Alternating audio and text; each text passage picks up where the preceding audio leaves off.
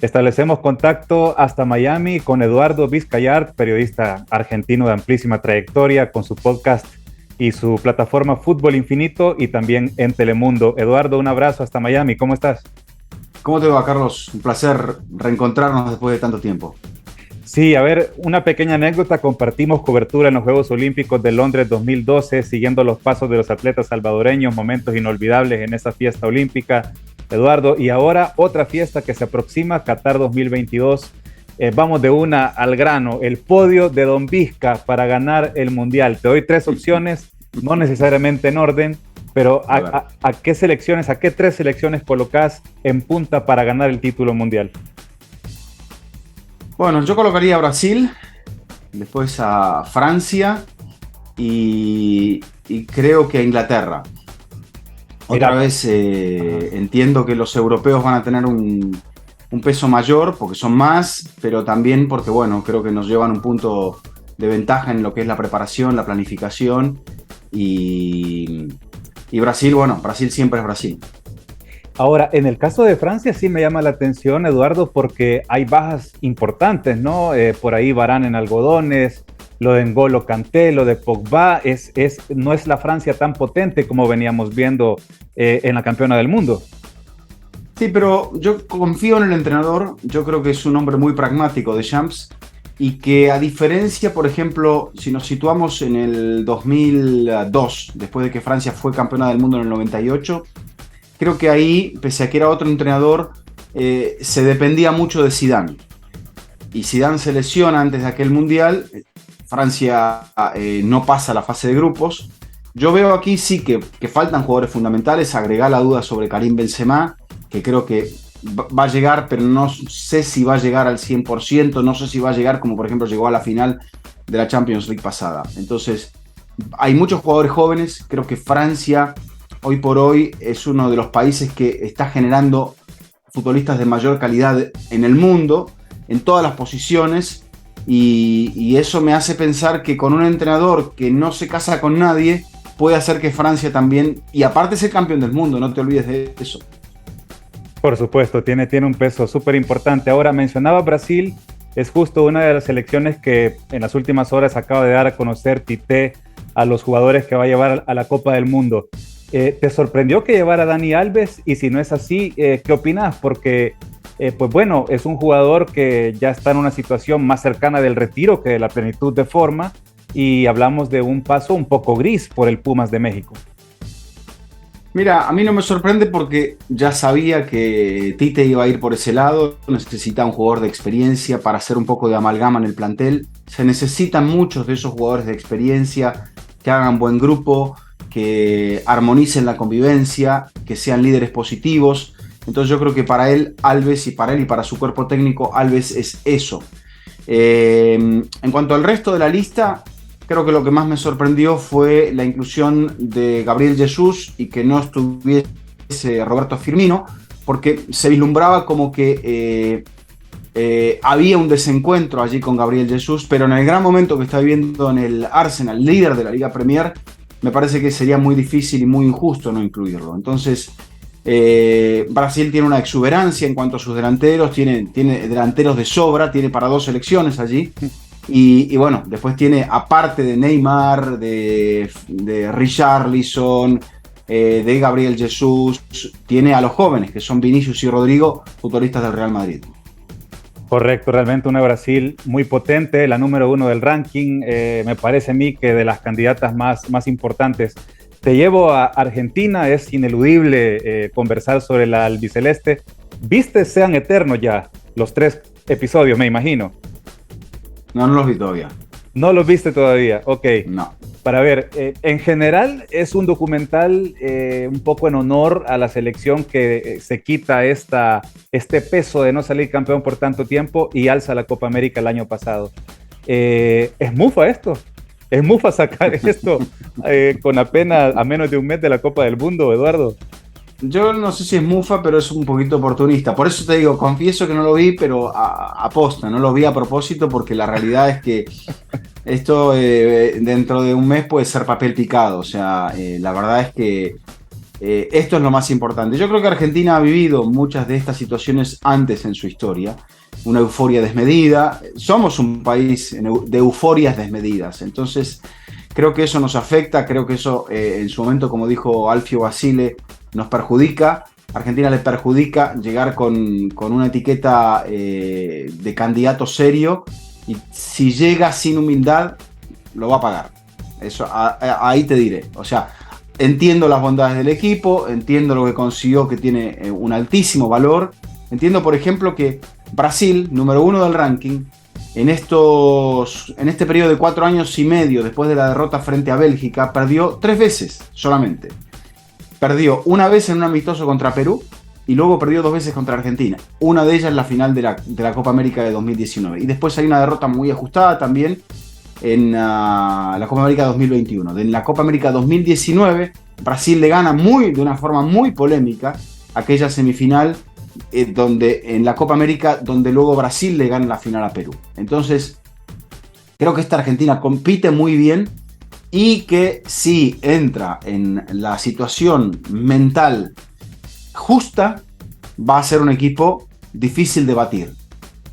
Pero yo creo que si todo va bien, es un equipo hasta cuartos de final. Después, ahí es donde se va a definir el carácter. Y me apoyo en que el cuarto de final ha sido el momento decisivo para Argentina. Esto le ocurrió en Alemania 2006, le ocurrió en Francia 98. O sea, se ha repetido mucho. En Sudáfrica le ocurrió también con Alemania.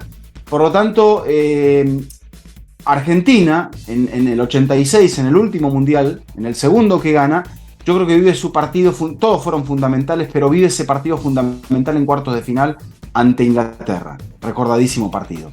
Entonces, por eso digo, hasta cuartos puede ser. Después se verá en cuanto al temple y el corazón y la cabeza de esos jugadores y ese cuerpo técnico. Este equipo de Scaloni, ha sabido conjuntar piezas jóvenes alrededor de figuras ya veteranas en el equipo, obviamente Lionel Messi, el Fideo y demás. Pero en el caso particular del 10, de Lionel Messi, ¿cómo lo ves en términos generales, ¿no? Ahora en el PSG, encontrándose con una enorme cantidad de talento en ese equipo a nivel de club, con Neymar, con Mbappé, ahora traducir esto a Argentina, es decir, no vemos un albiceleste que sea Messi y 10 más, sino que estamos viendo un equipo más conjuntado, más allá de lo que aporta Lionel. ¿Coincidís? Totalmente. Yo no sé si ha surgido de los compañeros o ha surgido del cuerpo técnico. Muchas veces, como no se dan explicaciones en ese sentido, nos quedamos con el misterio, ¿no? ¿De dónde viene esto? Yo le doy el crédito de esto al cuerpo técnico, porque el cuerpo técnico fue cuestionado en un principio por experiencia. No sé cómo surgió esta situación de que fuera Scaloni, más un cuerpo de exjugadores de la selección, en algunos casos muy exitosos, Roberto Fabián Ayala, Walter Samuel, Pablo Aimar, que fueran ellos los que apoyaran a Lionel Scaloni, que seguramente, aún sin experiencia, ya despuntaba algún indicio de que es un gran entrenador, no de que iba a ser, sino de que es. Solamente lo hemos visto aquí, pero los resultados hablan por sí solos. La racha que tiene Argentina no se consigue simplemente con tirar a Messi al campo y más o menos hacer que el equipo funcione.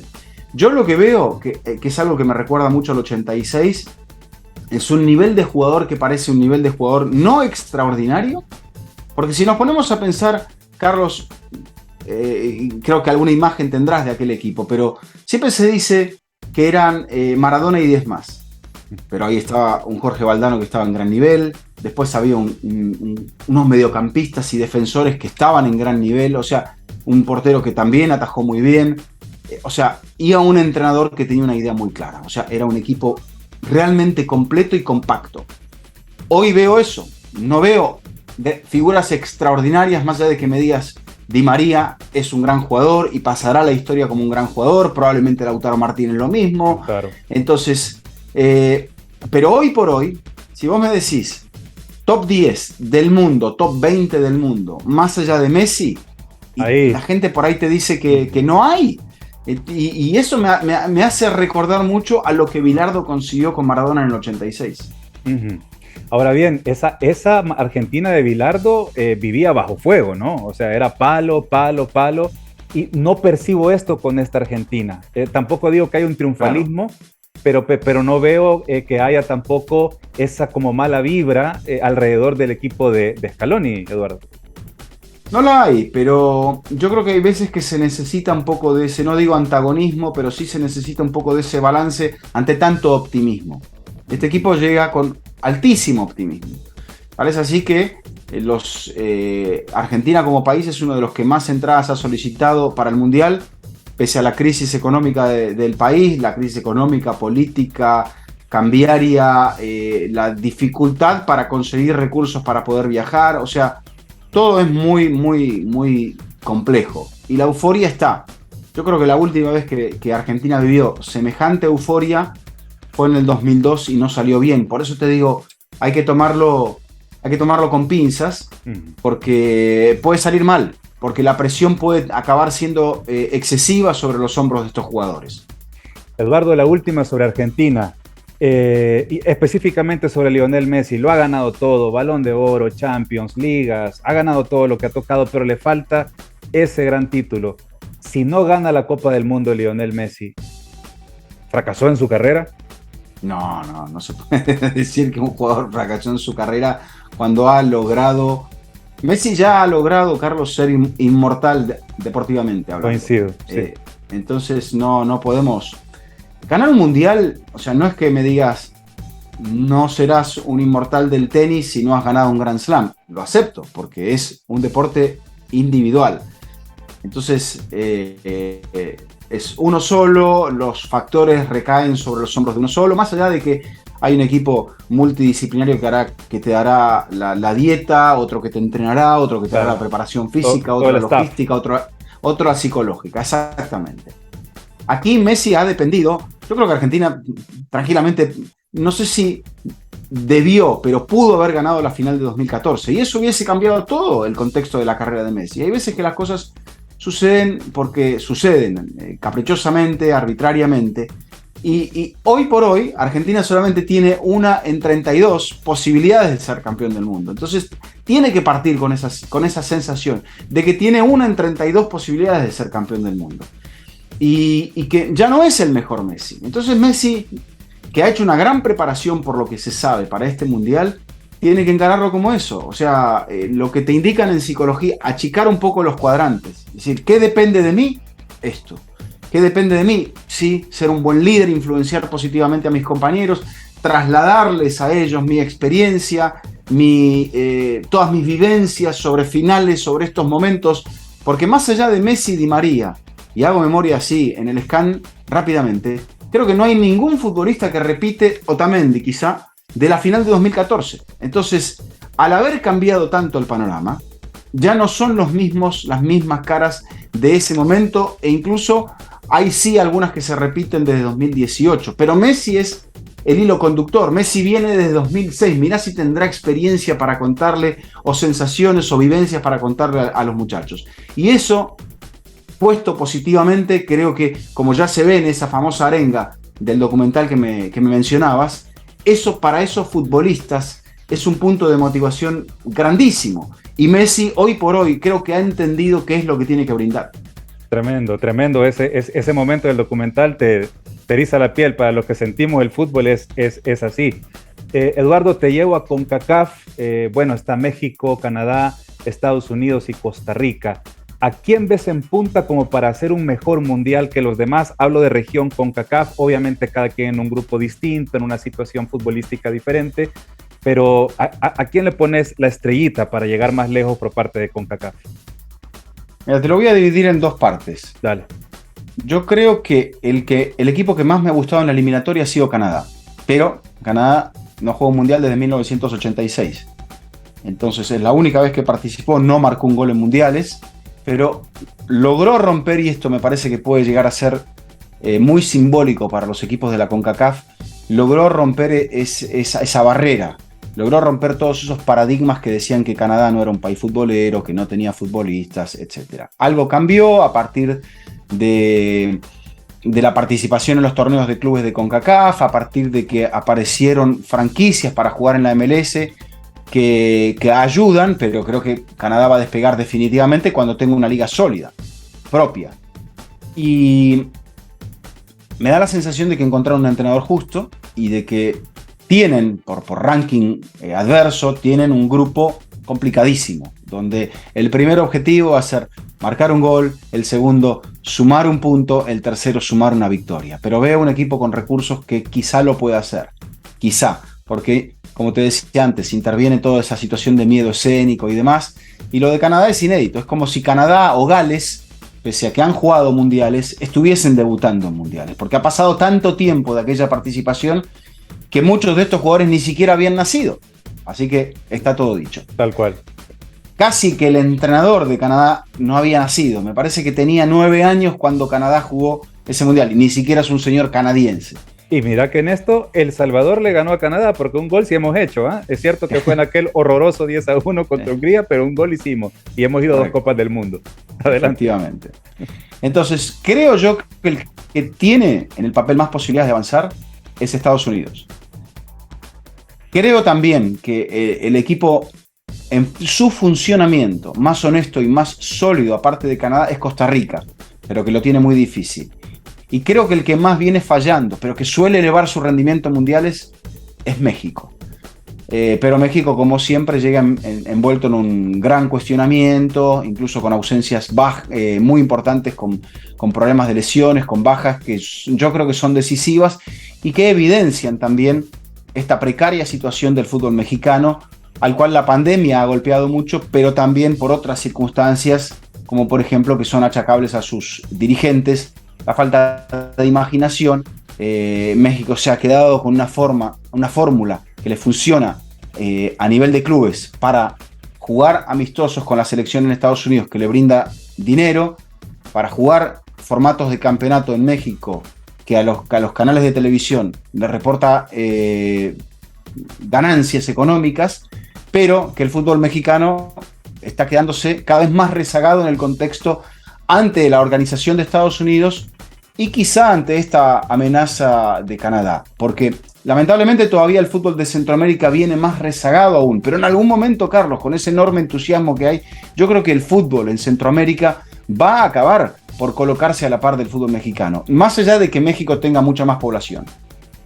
Esperemos que así sea y que la dirigencia de la región tome decisiones hacia esa dirección. Eduardo, para ir cerrando, fútbol es fútbol y política es política, pero a veces se entrecruzan, ¿verdad? Lo sabemos. Y este mundial ha estado marcado por el tema de los derechos humanos, el tema de las condiciones en que los trabajadores estuvieron construyendo estos ahora hermosos estadios, pero un tema ahí de humanidad de por medio. Hemos visto pancartas en tribunas europeas de boicot al mundial desde el periodismo. ¿Qué opinas de esta situación?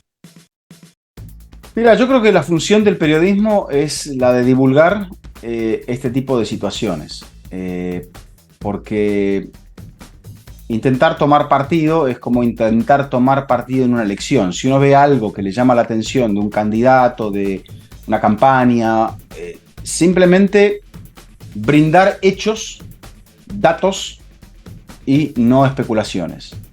Se puede opinar sobre versiones o sobre análisis, o sea, y el análisis es un análisis, es hasta creo que te diría no es una opinión. Una opinión es a mí me gusta ese cuadro, ¿no? A mí me gusta, para mí Maradona es más que Messi o Messi es más que Maradona, pero en cuanto a este tema creo que es un poco más, deberíamos centrarnos más en los hechos. Vamos a entrar a un país que sabemos que es un universo diferente a lo que es nuestra cultura. Entonces, como yo todavía no he entrado, no te puedo decir exactamente cómo es ni con qué me voy a encontrar. Si me voy a ajustar a lo que he leído, hay cosas que llaman la atención. Te hacen ruido. Sí, claro, como todavía no las hemos visto, llama toda la atención desde el momento en el cual se le asigna un mundial a un país que tiene que modificar la fecha tradicional por una cuestión climática, y no estamos hablando del cambio climático, o sea, que no es un país con tradición futbolera, que es un debutante, creo que ahí ya hemos expresado muchas cosas que hacen ruido, pero de ahí a hacer especulaciones, que es lo que la prensa no debe hacer, sobre con qué nos vamos a encontrar, eso ya es otro tema. Perfecto. Eduardo, contanos la última, tu día a día, ¿cómo va a ser allá? ¿Cómo va a ser el día a día de Don Vizca durante el Mundial de Qatar 2022? Mira, hay partidos que empiezan más temprano, en algunos casos depende de eso, porque hay momentos, creo que al tercer día ya hay 4 partidos por día. Entonces va a ser un calendario agitado. Bueno, hay 8 horas de diferencia con respecto al este de Estados Unidos. Creo que ahora estamos con 1 hora menos en Centroamérica. Entonces es una diferencia horaria amplia. Y bueno, pero al estar uno ahí, uno amanece a la hora que amanece y termina a la hora que termina. Yo creo que van a ser jornadas largas, porque por la diferencia horaria vamos a terminar generando contenido muy sobre el final de las jornadas. Pero bueno, habrá que estar muy organizado para dormir lo suficiente, para poder vivir todo lo que hay que vivir, para poder ver toda esa montaña de partidos y poder analizarlo y estar, bueno, bien informado para poder contar este hecho histórico, el hecho histórico que representa un mundial en un país de estas latitudes, en una parte del mundo donde el fútbol a nivel mundial, en mundiales absolutos, no se había posado. Y bueno, donde vamos a descubrir muchos de nosotros qué es Qatar, qué es esa zona de Oriente Medio y cómo es un mundial en noviembre y diciembre. Correcto, el primer mundial en el mundo árabe, ni más ni menos, estará establecido en Doha, me imagino. En Doha. Sí, Qatar. sí, porque todo está en un radio muy pequeño, todo circula alrededor de Doha. Entonces Doha es el epicentro. Creo que lo máximo que nos estaremos desplazando serán aproximadamente 60 kilómetros de Doha para el estadio más lejano. Ok, perfecto. Bueno, desde acá, desde El Salvador Fan Club, te deseamos la mejor de las suertes. Gracias por tomarte este tiempo en medio de estas horas y días ajetreados antes de hacer maletas y viajar hacia Qatar. Te mandamos un gran abrazo, Eduardo. Todo lo mejor en esta cobertura.